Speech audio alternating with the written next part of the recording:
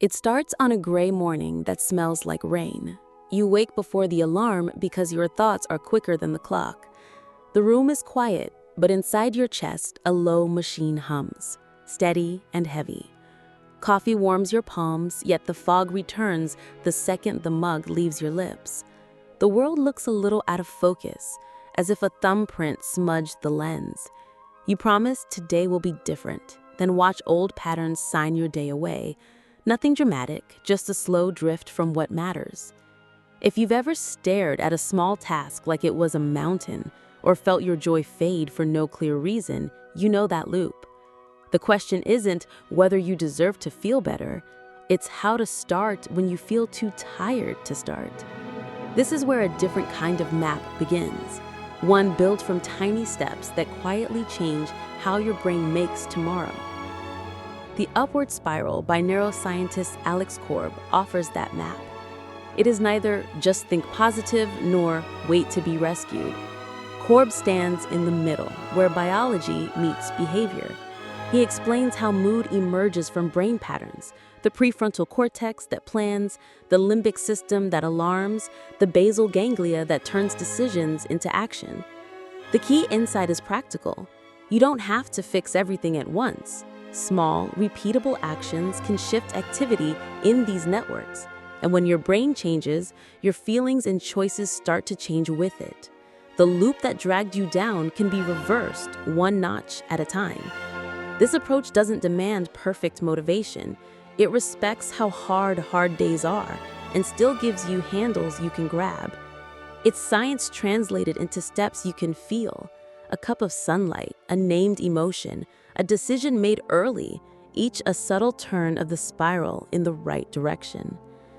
The central idea is simple and deep. Tiny actions create positive feedback in your brain's networks, nudging emotion and behavior toward better days. Smile briefly, and your brain infers there's something to smile about. Name what you feel, and the amygdala settles. Make a clear decision, and the basal ganglia warms up for action, making the next step easier. Sleep a little better, move a little more, connect a little closer, and the loop tightens. You don't leap out of darkness in one triumphant jump. You spiral upward by inches, consistently repeating small steps that quietly rewire how your brain predicts, chooses, and responds. Imagine someone like Lina. She's 32, thoughtful, and tired in a way sleep never quite fixes. Her inbox is a thicket, her rest is thin, and weekends arrive like blank pages she dreads to fill. No big crisis, just a slow erosion of joy. On Sunday night, she sits on the edge of her bed, staring at a sweater on the floor, as if it's proof she can't finish anything. She thinks, I should be stronger. Shame follows, all with it, avoidance. The spiral tilts down. Korb would start smaller than Lina expects, not with a manifesto, but with a breath. She sets a 2-minute timer and inhales through her nose, long and quiet, then lengthens the exhale. Cool air in, warm air out. It isn't a cure, it's a nudge. Slower breathing dampens the fight or flight alarm and opens a window for the thinking part of her brain to steer. Next, Lina writes one line by the lamp, I feel tight and sad, and I'm scared I'll fail. Labeling is like turning raw static into a file. The amygdala, fond of overreacting to ambiguity, gets clearer information and quiets a notch. She doesn't dissect the feeling, she tags it and lets the label lower the charge.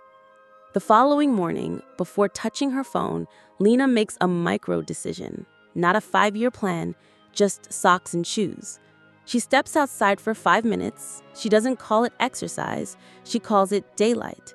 The street smells like wet leaves, and birds sound busier than she feels. Sunlight nudges her body clock towards steadier sleep. 5 minutes becomes 8. She doesn't run, she walks, letting the world enter through sight and sound until her thoughts, still there, feel less bossy. Later, rumination arrives. Why am I like this? What's wrong with me? She swaps the question. Instead of why, she tries what. What can I do for my future self in 5 minutes? She opens her inbox, makes one folder labeled Today, and moves 3 emails there. She doesn't solve them yet. She decides what's on deck. Clear starts help the basal ganglia fire. Each tiny decision is like tapping a starter motor. The more she taps, the less friction she feels beginning the next thing. In the evening, she shelves her phone and clicks on a warm lamp. In her notebook, she writes a gratitude that feels almost too small. The tea tasted like oranges. Gratitude isn't glossy optimism, it's attention training. Noting small signals of safety and satisfaction gives her brain evidence that reward still exists. She adds 2 more lines, one about a neighbor's wave, one about the weight of the blanket across her legs. Sleep matters, so she changes one variable at a time. Cooler room, a wind-down ritual, a shower, a light stretch, the same quiet song each night from a small speaker. Predictability is a language the body trusts.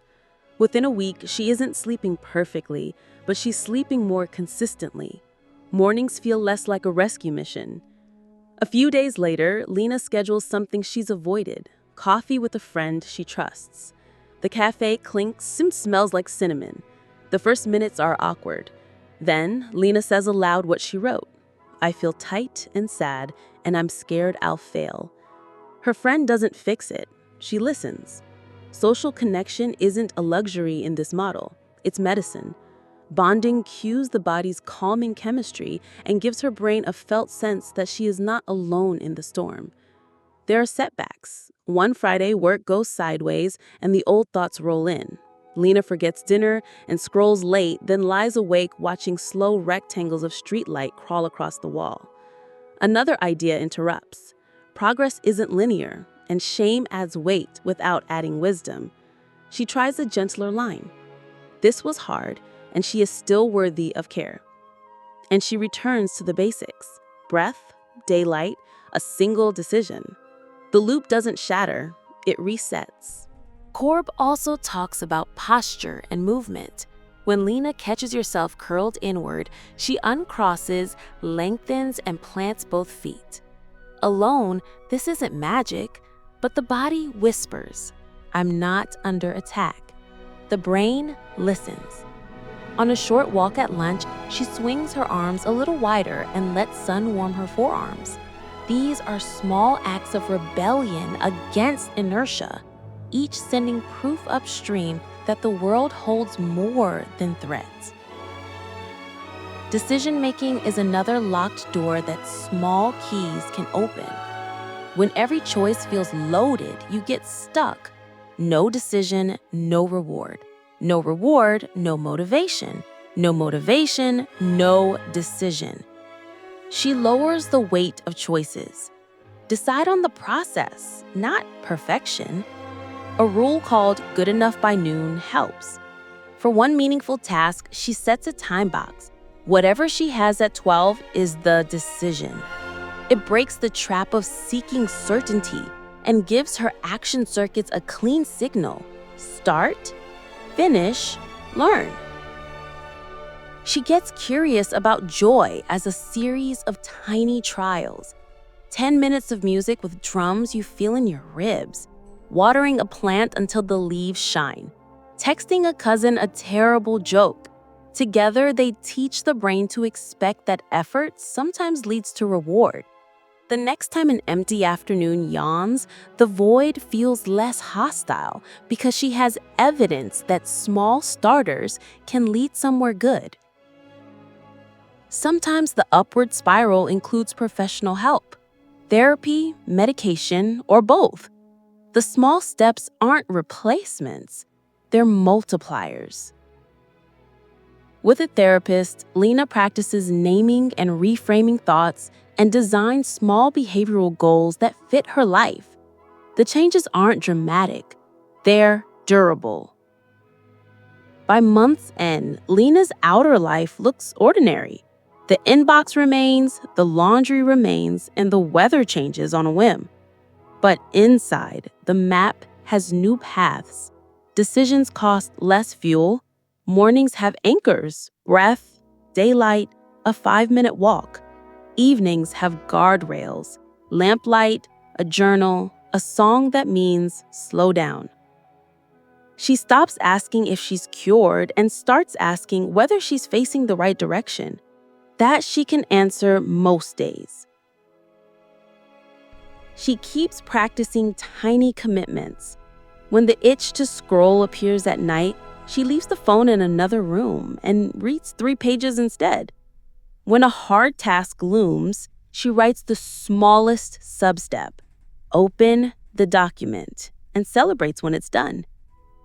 When guilt arrives dressed as productivity advice, she replies with the quiet sentence, "Effort is enough today."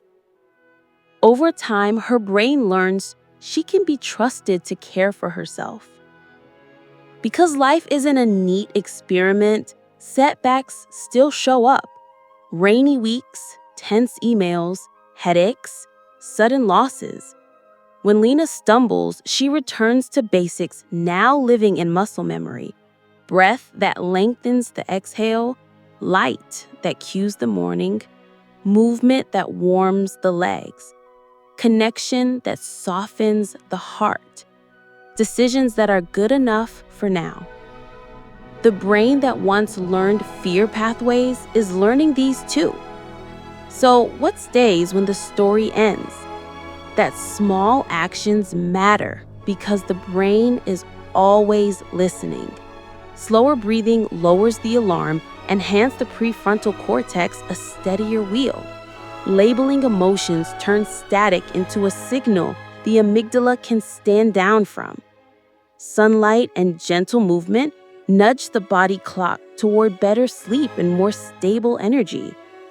Decisive beginnings, one folder, one tiny task, shrink the cost of starting so motivation doesn't have to carry everything. Gratitude and social connection point attention towards safety and support, letting bonding chemistry do its quiet work. None of this replaces professional care when it's needed. Instead, these habits multiply whatever help you receive and give you momentum you can feel. The upward spiral isn't a miracle cure, it's a rhythm. Notice, name, decide, move, connect, rest, repeat. With practice, small steps stop feeling like crumbs and start functioning like stones in a path you can actually walk. If this resonated, give yourself one simple minute after this ends. Notice one sensation. Name one feeling. Make one small decision and see it through.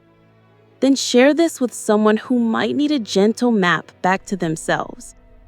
And if depression is heavy in your life right now, please reach out to a trusted friend, a local support line, or a licensed professional.